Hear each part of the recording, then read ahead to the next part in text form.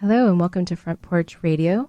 I'm Julie Wilder, and today we have a really, I'm already going to cry, really special show for you guys. I'm not supposed to cry.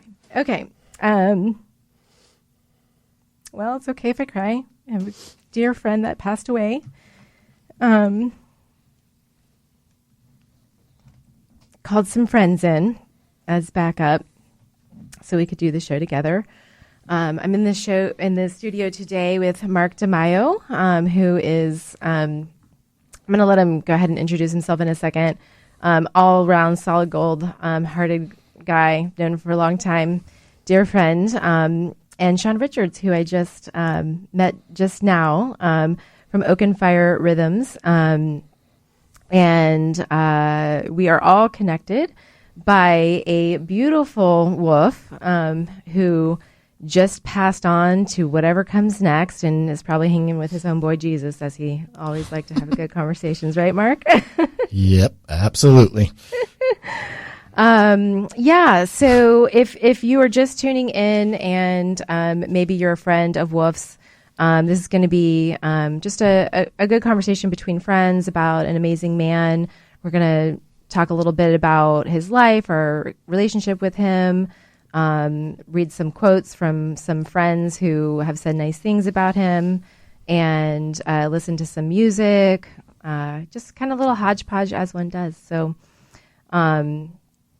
yeah, let's kind of start out with you, Mark. I know you pretty well, and you were the first person I thought of when I saw the news on the social medias. You were one of the first people I thought about. Yeah. We both knew Wolf a very long time. Yeah. Really long time. Yeah. What's your origin story with Wolf?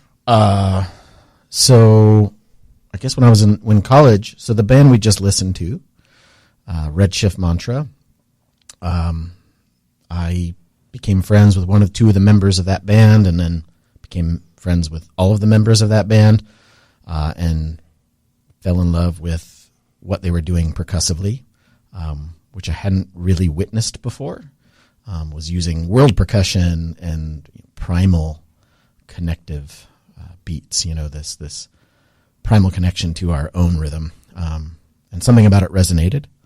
And at some point, actually, Wolf was trying out for the band, who I was friends with. So I met him through that band, and I think I took just a couple classes with him. I was a struggling college student, but the rhythm was really captivating to me. So I started to do it more, and I would take a couple classes, and he would give me enough insight that I had something to practice and work with for like a year. And that's, I think, kind of how both he and I approached a lot of things rhythmically, is we could pick stuff apart for a long time. It made him a very good percussionist, a very good educator as well, because he was so tuned in to the minute details of pretty much anything he got interested in, sometimes to the point of being absolutely annoying about it, but that was one of his endearing qualities. So I met him there, took a couple classes, bought a drum with him, which I have in the studio today. This is my oldest drum. It's a djembe from Senegal that I picked up from him. And interestingly enough about this drum, it looks kind of perfect now, but when I bought it from him, it had a big crevice like on the rim by the head, and it still has a crack down at the bottom of it. And something that resonated about this drum to me was how beautiful it sounded, what a great tone it had, but that it wasn't perfect. Mm-hmm. That it carried all these imperfections with it. And something about that really spoke to me, which is why I chose this drum. And I think, that connection to Wolf is all about this idea of the beauty of imperfection, the beauty of our quirkiness, the beauty of our weirdness. But anyway, I ended up traveling overseas and living in Korea for a long time. And when I came back, I'd been noodling around on percussion now for several years. And but I came back, and I remember not knowing what I wanted to do. I was back here in Orlando and just kind of thinking, oh man, what do I want to do? And I was at some, party with some friends and under the influence of something. And I remember just going, you know what? I need to I need to call. And at the time, a lot of people called him Marty. Yeah. He was that's how I met Marty him. or Martin. And he was still Marty and Martin. Marty with the Matrix. Yeah, he's still that too. He's always Marty. He's always Martin. He's always Wolf. He's always Greywolf. And then he became Wolf because he lost all his gray, and went bald. So that's why I always thought, he shaved it all off. That's why he went from Greywolf to Wolf. But anyway, I remember calling him. It was like 10 p.m. at night. He didn't answer, but I got his voicemail, and it was very professional sounding. And this is Martin Murphy, and and I got to the voicemail, and I said, hey, this message is not for Martin Murphy. This message is for Greywolf. I want a drum mentor. I want to get more involved. I want to be doing this a lot. So channel your inner wolf. Let me know when you're ready for someone to be tailing around and learning everything you do. And if you're willing to do that, I'm on board. I'm going to start showing up. Awesome. I guess he called me back. I've got an interesting story like that too. Sean. Yes. Why don't you tell us about how you came to know our dear friend by many names? Well, first of all, thanks for inviting me on the show, Julie. I really appreciate being here. Of course. I met Wolf in the early 90s, downtown Orlando. We would jam on the street in Orange Avenue and Washington Plaza. We would busk, and we would do open mic at the Yab Yum coffee shop right there in Washington Plaza. Mm-hmm. And, we would do this every Friday, Saturday night for a long time. And I met Wolf on Orange Avenue. He was running his own little drum jam sesh at the French Market, which was a little 2-story mini mall, basically right on Orange Avenue. And real nice upscale boutique type shops. And he was up on the second floor on the bridge, going from one side to the other, basically, right in the middle of the whole room. He had set up all these drums, big drums. And it really blew me away. You could hear what was going on from the street, which, of course, is what drew me in to begin with. So I walked up in there, and I'm like, what's going on up here? And I saw this crazy man with these big drums, like making all this crazy noise. And that's when I first met him. And we went back and forth, and we jammed for a while over the course of the year. And then later, I guess this was the early 2000s now, so fast forward about 8 or 9 years, Wolf started doing classes in downtown DeLand at a little shop called Merlin's Vision. And my mom and stepfather had recently moved to DeLand, and they made friends with the owners of that shop. And, of course, my mom knew I was into drumming, and they said, hey, we got this guy coming in who's doing some African drum classes. And I was like, well, that sounds interesting. So I went in there, and I was like, oh, hey, I know this guy. And even though I didn't have a djembe, and he was teaching West African rhythms, he was very kind and let me come in with my congas, and he was willing to work with me and took me under his wing almost immediately. And then he brought me to my first big drum gathering, and my life changed after that. I ended up doing the drum festivals and the big pagan gatherings for about 11 years. And so a big chunk of my life happened as a result of Wolf. And the business that I run now, Oak and Fire Rhythms, is also directly related to Wolf's teachings. He helped me build my first djembe, and he was really a big inspiration for me as far as running my business and also helping to support my business, because even after he came back, he had moved away, which kind of opened up the space for me to start running or building drums. He came back, and he actually did some collaborations with me at his shop, the Jammin' Shop, that was set up in downtown DeLand. And we've been just great friends ever since. I really love the guy. I miss him terribly. And he was more than a mentor to me. He was kind of a father figure, a brother, a friend. Just a really great guy. I learned a ton from him, and I can't really say, anything bad about him, except that I wish I spent more time with him. Yeah. Yeah. So I'll just tell everyone how I met him too, and then we also have a caller on the line that I want to get to as well. So I met him. He actually interviewed me for a job. He was working at a publishing house at the time, and this is a guy who has worn so many hats. I can't even tell you. He hired me at a company called Octavo. I think it was up in I don't even know where it was.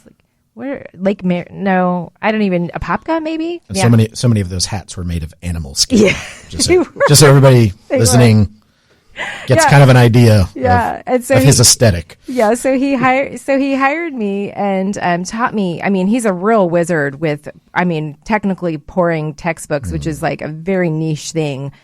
He really was an actual genius. I know people say that, but he actually was like high IQ genius, individual. And he was just the coolest, most laid back boss, very good at mentoring people. And I remember there was just a lot of office politics going on, and not with him, but with other people in the business. And I remember when I was quitting, I was just like, "You're a drummer, man." I was like this 20-year-old kid, and I was like, "You're a drummer, man. Go drum. Like, get out of here." And of course, he was a father and had to pay the bills and all of that kind of stuff, which is not something I understood at my young age at that time.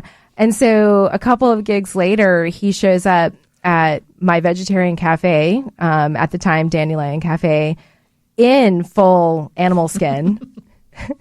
And he introduces him. This is the first time I knew his name was as Greywolf.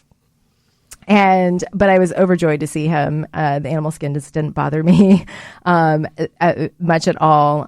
But I was so glad to reconnect with him, and we've remained, friends throughout the years. And yeah, I know that all of us were pretty shocked when we opened up social media yesterday and saw that he had passed away. And I think those ripples are going through our community here for sure, and other communities where he's walked his path before. And I think for our listeners that don't know Wolf, I will say he's an Orlando icon, and he has had quiet influence in our community and on our culture here for decades. And how do we describe Wolf to other people? Yeah, that's a good one. He's a bit ineffable. Quirky, super intelligent, super nerdy, but also trash talker. Yeah. But I was talking to someone about this today. He had the best it was sense of fun. humor. It was fun to trash talk with him because there was an openness to it, and there was never any there was never hostility in it. It was just good humored, and he would allow space to receive it as well. And he was but also so he's those things, but then he was this really physical drummer, with giant wolves in his backyard that he'd wrestle with, and actual. Yes, he had actual wolves for a while. He had a permit for that in DeLand, and he kept wolves for a while. There was Anubis, that was the biggest alpha male in the group. But he would have to go in and pick Anubis up sometimes, to establish the pecking order there, That's right. Alpha male. Yeah. So he wouldn't get challenged on that. So he was also the kind of a very, commandeering physical presence in his own way.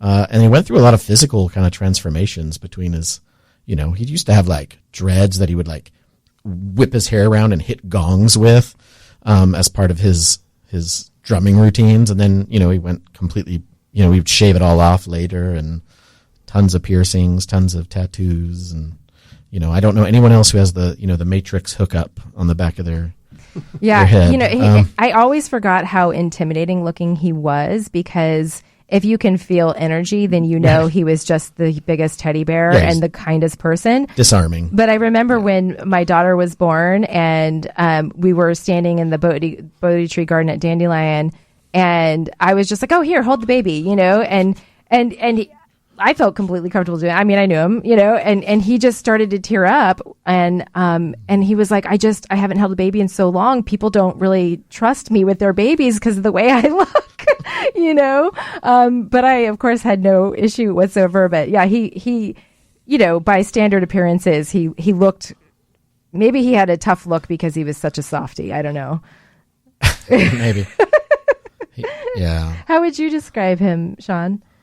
He did have kind of a presence for sure. He would be intimidating if you didn't know him. You know, if you just walked into the room, he was a big guy. He wasn't a small guy, and like you said, he would dress kind of different. You know, I wouldn't say hardcore, but he had definitely the piercings and the tattoos. Not mainstream. Yeah, lots of bones on him. Oh yeah. Well, he was in my my wedding, and I had bought these matching collared shirts for all the people in my party.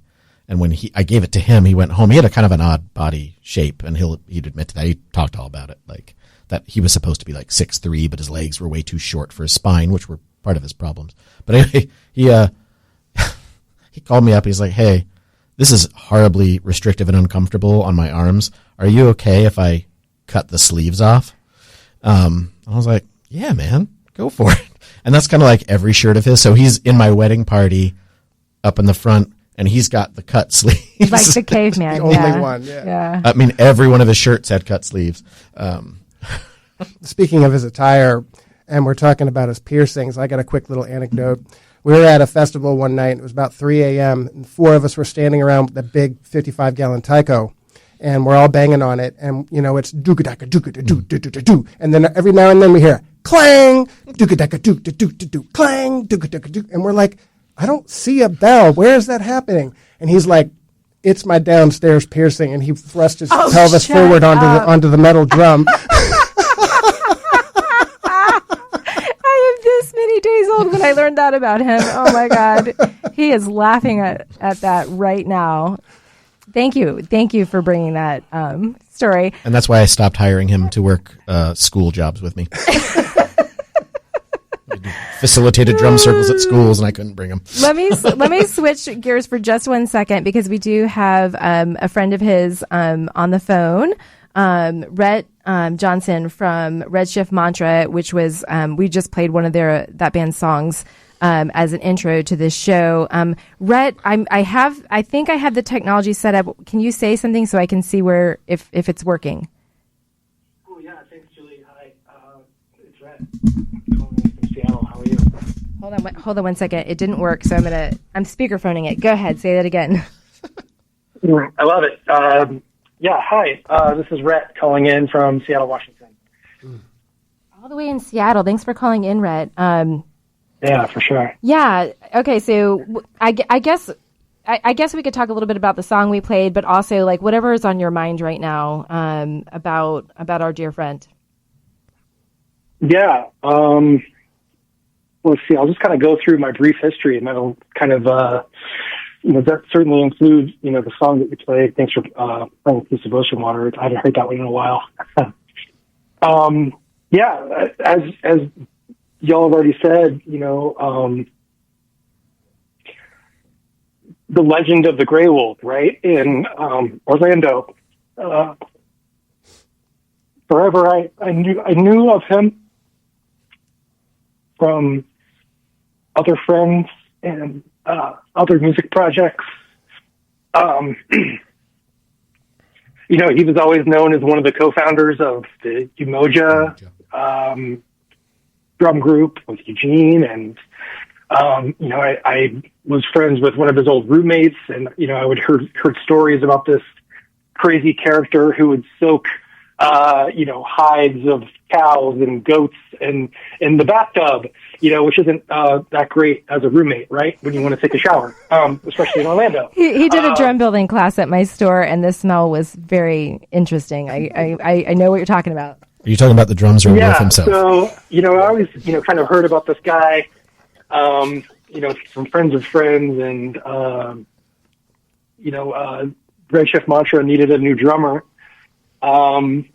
And we put out an ad in the Orlando Weekly, and, this dude shows up at my, Altamont Springs at the time studio with his wife. And, I knew right away who he was.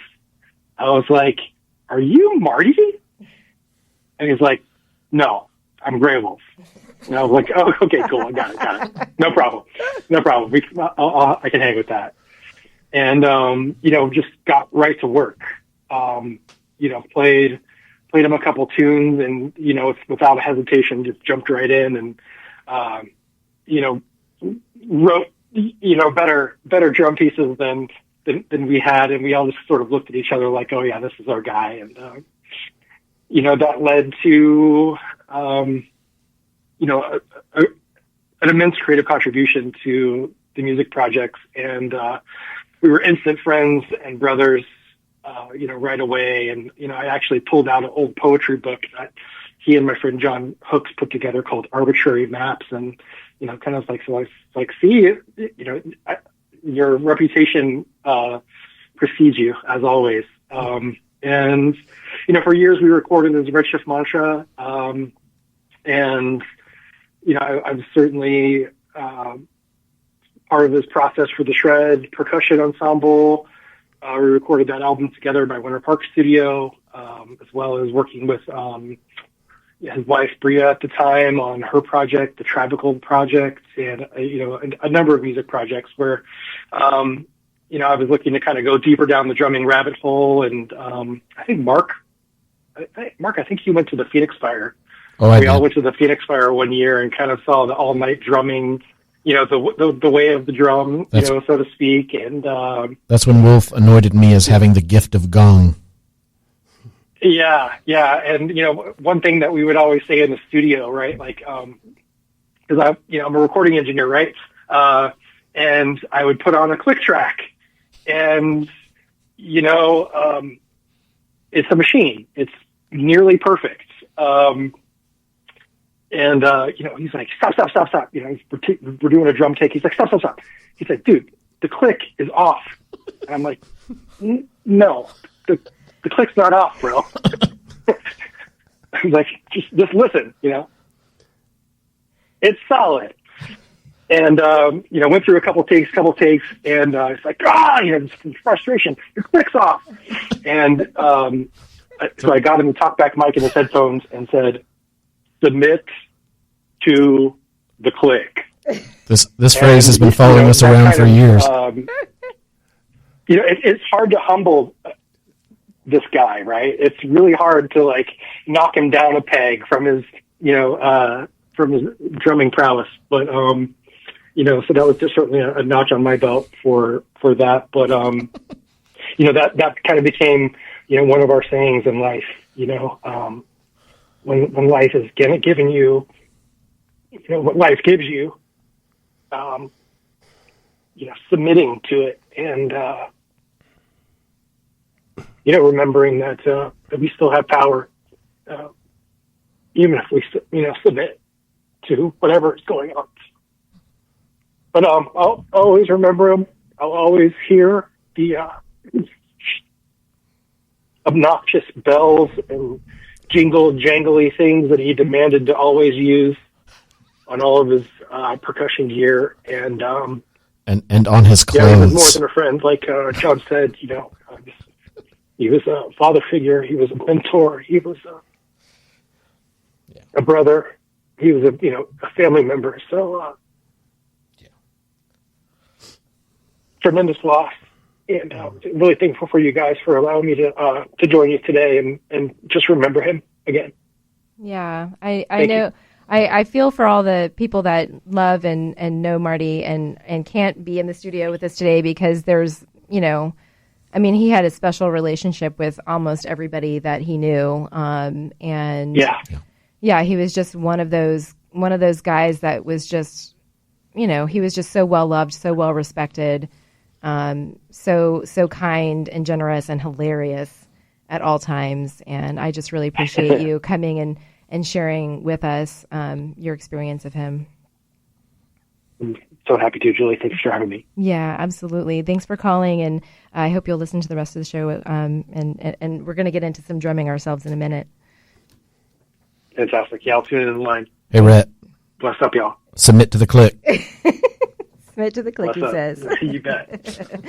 Bye. Bye. All right, everyone. That was Rhett Johnson. Rhett Johnson. I was going to say Rhett Butler. Wrong Rhett. From Redshift Mantra, which is an awesome, group band? What would you say? How would you say that? Yeah. Yes, all of the above. All of the above. Fantastic music, and you can just follow them on Spotify and, learn all of the things. So yeah, do you want to intro the next? What are we going to do next, Mark? I think we're going to play a little bit. Sean and I here in the studio, and I kind of opened to this book that Greywolf kind of put together a lot of different books over the years, and he had a couple called the Encyclopedia of World Rhythms, which I was very honored to be one of the main editors for, which basically meant proofreading all of his rhythm notation for like a year, and finding all the little mistakes. And there are some, because, it's a tedious process to listen to live percussion or a video of percussion and then try to extract all the parts. And he was very good at it, and I got much better at it, and became very good at it through this process of working with him and working on this book. That said, I kind of opened the first volume of the collection last night and found a rhythm that he composed. So I'm going to say the name, I'm going to read about it, and then Sean and I are going to try to piece together a couple of the parts. We won't be able to play all the parts because most of what Wolf did was polyrhythmic, which meant, playing with the community and through community expression, and the transcendent power of going through that process of playing in a community. And so I think, his teachers had relayed to him and he relayed to me this idea of like, hey, we don't want to ever be the only drummer because that puts the whole village out of work. And I've kind of adapted that to this day and age. Like I used to drum for Ibex puppetry, and we had all these endangered species on parade, and I'd say, well, I'm the drummer, I'm the endangered species because the DJ is putting me out of business. And it's like this idea of like the power of community music, adaptability in space. So we might actually adapt this rhythm a little bit, because both Sean and I have played for so long and studied with Wolf for so long. We've kind of grown in our ability to be improvisational, which for Wolf was one of the greatest joys. One of our most, we had a couple percussion ensembles. One of them was called the Flammable Babylon Percussion Ensemble, which was kind of like Wolf's take on the world, right? That we're all living in Babylon, and we have this great tower of worship to all the crap around us, and the military industrial complexes and healthcare and everything, and the idea that music and community expression through movement and drumming was the anecdote and would blow it up. And of course, in rhythm, there's also a thing called a flam. So, a double entendre didn't escape him. Uh-huh. So flammable Babylon. A flam is when you hit two notes really close together. He did have a master's degree in in English. In English, with a specialization in poetry. So yeah, he had his moments. So that said, this rhythm I opened up to, it's called Stored Fire, and I'm going to read his introduction to it. His introduction is: this rhythm was dedicated to Orion, one of the fire tenders I worked with at the Florida pagan gathering festivals. My memories of him included planning the creation of a drum shell by pulling a flaming chimney log out of a festival fire and taking it in a wheelbarrow to a prepared hole in the dirt to smother the fire. This did become a drum. Buckminster Fuller said that a tree was the earth's way of storing the sun's fire for us. This rhythm was written as an expression of thankfulness to the trees that form the bodies of our drums, and a reminder of the importance of moving towards a sustainable balance with our land base. Orion has since passed, so the song has a memorial function as well, to recall and honor our ancestral keepers of the flame of the spirit. And this recorded track is available on the Shred Percussion Ensemble CD, which Rhett was talking about, which is titled This Is Your Brain on Drums. And I don't know where to find that anymore. I don't know if it's online or if if you can find one, it's maybe a collector's item at this point, so keep it.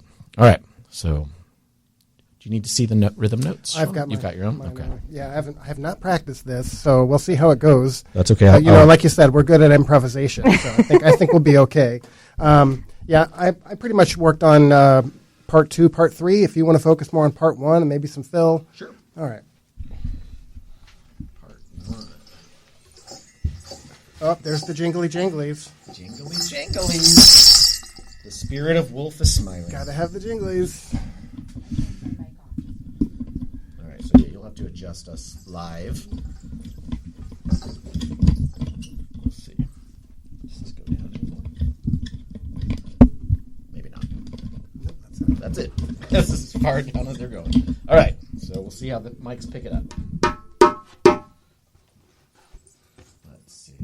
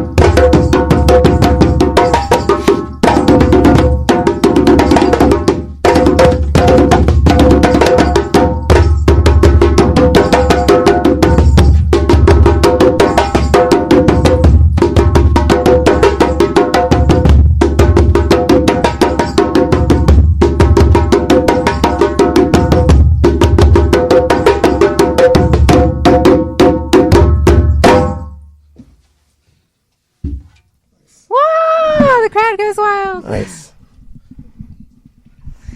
It wouldn't be a tribute to Wolf without playing some drums. Loud noises.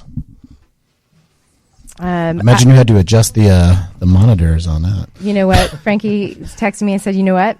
He said, "The levels are great. You're doing a great job, Julie." Wow. So I said, Nice. "Thanks, Frankie." Well, he would know. Hi, Frankie. I know he would know. Thanks for letting me know, Frankie, because I was a little stressed out. It's like, yeah. You got to get on all the faders when people start playing African drums in the studio. I was like, I hope that your drums aren't, going crazy. I know that Frankie had made a comment on one of my posts yesterday saying that, Greywolf was there in the beginning of his apartment E as well, proving that Wolf has his hands in everything, or his paws at least. I do want to read a quick quote. I reached out to his daughter, Maria Murphy, as soon as I could pull myself together yesterday, just to check on her. I remember when Greywolf and I used to work at Octavo together. She was still in high school, and he would leave work and go pick her up, and she would come in and like be doing her homework in the office or whatever. And one of the most beautiful collaborations I've ever seen was it's kind of like a graphic children's novel, but most parents probably wouldn't read to their kids, even though they should. And what was the name of that? I had it written down somewhere. It's the retelling. It's the retelling of the Three Little Pigs. Three Little Something Pigs. about imperialist propaganda. I was very honored that he had me write the foreword for that, which was really incredible. But truly, it was a collaboration between his writing and her artwork. And she's a phenomenal, phenomenal artist. And I know he was so proud of her and loved her so much. So I'm just going to read just like a little thing that she wrote for me to read on air. She said, "My dad was the kindest, most wild-hearted person I have or likely will ever know. One of his greatest joys was facilitating drum circles where everyone could participate, no matter how much or how little experience they had. He wanted everyone to have access to the bliss he found in music. My heart feels the heaviest it ever has in his absence, and this ache will never fully fade. But I know he wouldn't want me to lose sight of his celebratory spirit in my sorrow. I know he would encourage us to drum and to dance, even when it's through tears. He would want us to celebrate his life. Rest in peace, Wolf. You are always loved. Whew, and sorely missed." Sorry, I just need a moment. Just need a moment. I know that as a parent, leaving your child is the last thing you ever want to do. Okay, somebody say something so I can get it together. We're all having our moment right now. Yeah, okay. It's a collective moment. That's fine. It's a collective moment. It's was talking to Rhett yesterday on the phone, and he was crying, and I was like, I told him, I'm like, hey man, I'm really proud of you for fully feeling it and not having any false strength right now. Yeah. He was like, yeah, crying is my superpower. So good for you for being able to I get these little waves, and then I can't always just fully let it go, Yeah, I've been letting out. It's funny because when I saw the news, I was like, why am I not feeling anything? I should be feeling something, And I just kind of got up and went into my daughter's room just to tell somebody, and then I was like, oh, I was in shock. Okay, here it comes. And so that's how. Well, Mark, you know a thing or two about grief. You wrote a book about. Which Wolf helped me with. Yeah. So, yeah, I've got my book called Hail the Traveler, which is now my, prevailing phrase whenever I kill a fly or a mosquito or a cockroach even. Anytime I take life now, I call it, or if someone dies, I call it. It's kind of like, for me, writing the book was about helping my mom die with grace and some dignity, and that process of what Ram Dass calls, we're just walking each other home. And so that book was about that, and Wolf actually was my copy editor and helped do all the layout. And actually, I'm holding up the book in the studio. You won't be able to see it at home, but this artwork was actually hand drawn by my wife. But then Wolf digitized it and took all my photography from my experience with my mom. And so it's a little Easter egg of the book. All of these colors you see in the mandala are photoshopped. Like he digitally put them in to the artwork. Oh, wow. From my photographs. And this, design, the purple was my mom's sweater that followed her on her institutional journeys and all of that. So, an interesting, I looked at my last correspondence with Wolf, and my last thing I sent him was a handwritten letter, and I think intuitively I knew something was coming because I read the letter today, and I was like, oh, look at that. It's kind of, wishing him all the equanimity that he could possibly have in such a difficult time, because I knew he was having a hard time. And so, with that in mind, I'm going to go ahead and read something for us here, and maybe for anyone listening. It's not my words, but I adapt it. This is something that Ram Dass wrote, if anyone knows Ram Dass. And he wrote this for actually some grieving parents, but I kind of adapt it and I share it because it encapsulates so much about what I learned and gleaned from walking my mom home, and then kind of how I experience the death of friends now. Wolf is my second, like one of my closest friends to transition. So this letter might do good for anyone listening, going through their own process of grief. And I'm gonna read it in relationship to Wolf, because that'll have the most meaning for us. But it could apply to anyone. So all credit to Ram Dass. Wolf finished his work on earth and left the stage in a manner that leaves those of us left behind with a cry of agony in our hearts, as the fragile thread of our faith is dealt with so violently. Is anyone strong enough to stay conscious through such teachings as we, the people who loved him, are receiving? Probably very few. And even they would only have a whisper of equanimity and peace amidst the screaming trumpets of their rage, grief, horror, and desolation. I can't assuage our pain with any words, nor should I, for our pain is Wolf's legacy to us. Not that he would inflict such pain by choice, but there it is, and it must burn its purifying way to completion. For something in us dies when we bear the unbearable. And it is only in that dark night of the soul that we are prepared to see as God sees and to love as God loves. Now is the time for us to let our grief find expression, no false strength. Now is the time to sit quietly and speak to Wolf, and thank him for being with us all these years, and encourage him to go on with whatever his work is, knowing that we will grow in compassion and wisdom from this experience. In my heart, I know that we will meet him again and again, and recognize the many ways in which we have known each other. And when we meet, we will know, in a flash, what now is not given to us to know, why this had to be the way it was. Our rational minds can never understand what has happened, but our hearts, if we can keep them open to God, will find their own intuitive way. Wolf was with us to do his work on earth, which includes the manner of his death. Now his soul is free, and the love that we share with him is invulnerable to the winds of changing time and space. In that deep love, include us all.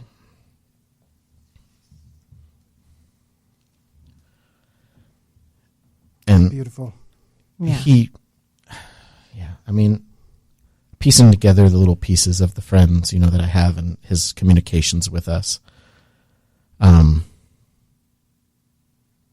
He was very conscious of, I think, that the end was near. Of what was. Well, he was a very conscious man, and he always went through life with eyes wide open, and he faced things, one of his books is about his near-death experience. Which we can't say the name of it. We can't say the name of it. For those of you that know Wolf only as a drummer, I want to tell you there are so many other dimensions. Mm-hmm. If you have not read his books, his poetry, this one is so good. Eden or Bust. I just saw that and I was like, how did I miss that? I will say that when I talked to Maria, she is running his Etsy shop. Mm-hmm. So the books and his jewelry is still available. And she said give her, a hot minute to ship anything out because she's in process. But she did say that if anybody wants to,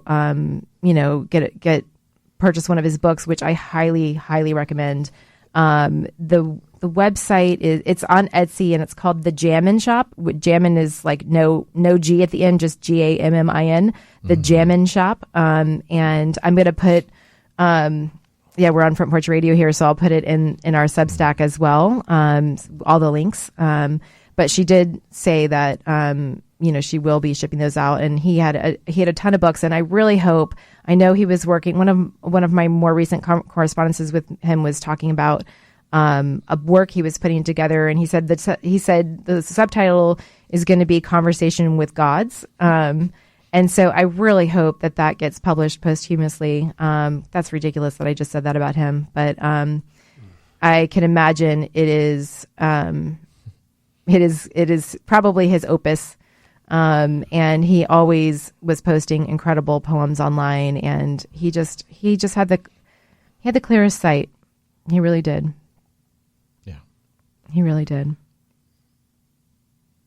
I'm going to go ahead and read a few things that some of his friends have said on my Facebook page, by invitation. Lauren Lee said, "I can't believe it's true. He was my first drum teacher probably 13 years ago. He had an idea for shirts he wanted, but couldn't find anyone to make them, so we traded sewing for lessons. In my first group class setting, he wanted everyone to count out loud while drumming a simple rhythm, and to my horror, I discovered I couldn't do both. Despite being a musician my whole life, my brain didn't have those pathways. He was so patient and kind, had lots of helpful advice, and I got it. He would sit beside me at circles because I worked so hard to be able to drum that I could hold the beat no matter what he did over top of it. And playing saxophone to his drumming was always an incredible collaboration. The world is a less rhythmic place without him in it. But I would argue it's a much more rhythmic place because he was here, because of all of the people that he touched through his drumming." Yeah. How many people drum now because... Yeah, and how many people... I mean, he was a huge part of the drum circle community here in Orlando. For years. For years. And I mean, quality drum circles don't just happen by accident. I will say that. Yep. I know there's a lot of drum politics that go on, but I will just say... No comment. Yeah, please don't. But I will just say there was a lot of drum politics, and he was the best of the best. Yeah. He transcended the politics. He did. His friend Mark Mulligan says, "Wolf, truly the man, the myth, the mystery. Yep, one of the good ones. His presence at a drum circle guaranteed an electric experience. I brought my first djembe from Wolf at his cool place in the old Cheyenne Salon. Carry on, brother. I know you're jamming up the beat of the universe now more than ever." And Mark says, "Rest in percussion." R.I.P. R.I.P. I see what you did there, Mark. Well, that was Mark Mulligan, actually. Oh, okay. I got that from him. Oh, yes. okay. I didn't see. He must have left it. He put it in a separate place. Okay. Sean Ramsey says, "I'm just hearing this, and he was also the first person to get me bit by the drum bug, and I too first met him as Marty. So many drum circles, festivals, and magical times shared going back almost 30 years in that little back room of Dragonwood. I can't help but wonder just how many others experienced drumming up the sun with him after a night of rhythmic ecstasy and community. This really comes as a bit of a shock and surprise. Although it's been a while since I've last seen him, I have many memories, along with a house full of drums and other noisemakers I credit to him. You're missed, my friend." Yeah. Wolf infected people with what I call DAS. What's DAS? DAS, Drum Acquisition Syndrome. And there's a formula for how many drums you need. It's called N+1. N is how many drums you currently have. I love that. So yeah. But not all of us have the predilection for quite the jangles and the bells. So where's the drum circle in honor of Wolf going to be? We were discussing that earlier. Maybe in Altamont. There's definitely going to be a Central Florida. Yeah. We're going to he was a very public figure, so there will be a public celebration at some point. Well, the next full moon would be January 11th. Yeah. I'm sure that we'll have a little something to say. It'd be impossible not to. Yeah, at that, because that's the big full moon is basically the continuation of the Dandelion Drum Circles. Now we're doing it at this church on Holden Avenue called Unity. Great church. And the next one is January 11th. I'm doing a class at 5:30, and the drum circle starts at 6:30. Okay. So I'm going to put that in when I post this. I'm going to get the information for you guys. So there may be 1, 2, 3, maybe 50 around the world. Yeah, because there might be a different date as well where we deliberately kind of put on some sort of noise making experience, and maybe coordinate with other places, because he didn't just live in Orlando, although I really do think his heart was here. Yeah, his heart was definitely here. I see the next DJs just walked in, and we're out of time. There is one song I wanted to play, and maybe I can talk the DJs into playing it for you guys. Mark, why don't you tell about the song? Yeah, so I don't know too much about it, but it was one of the last things Wolf sent to a mutual friend, and this was part of the reason I'm like, he knew. The lyrics to this song is going to make anyone who loved Wolf cry some purifying tears right now.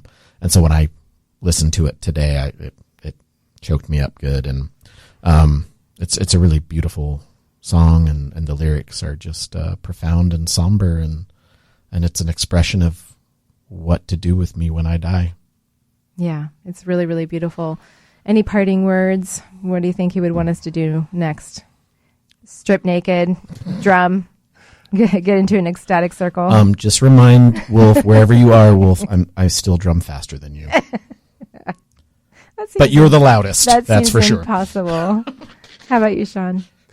I don't really have anything to say other than thank you for doing this and for honoring my mentor and my teacher, and somebody who made such a huge impact on my life. Yeah, absolutely. And thank you for both of you for being such an intricate part of the drumming community and keeping the drums, the beat going, really, honestly.